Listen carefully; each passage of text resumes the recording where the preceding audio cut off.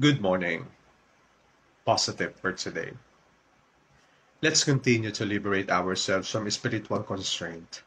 Karugtong po ito ng positive ko last Wednesday. Napakahalaga po ng may malalim tayong spirituality kasi dito natin nakikilala yung sarili at mas nahaharap natin kung ano yung nasa kalooban natin. Napakahalaga din po nito dahil mas nagiging connected tayo sa spirituality ng iba at mas lumalalim yung ating sense of empathy.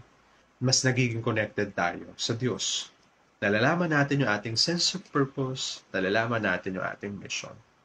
Sana po makatulong yung mga positives kong ito. Una, join a community. Seek out groups, gatherings, or ministries that share similar spiritual interests to foster connection and support. Pangalawa, create a sacred space.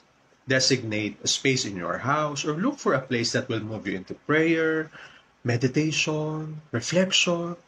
Make it as a sanctuary. Pangatlo, sit in silence. Spend the quiet time 30 minutes to 1 hour in prayer and meditation.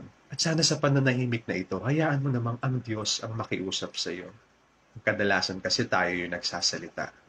Bigyan mo naman ng pagkakataong kausapin ka ng Diyos para mas maunawaan mo kung ano yung totoong nasa iyong kalooban. Love, love.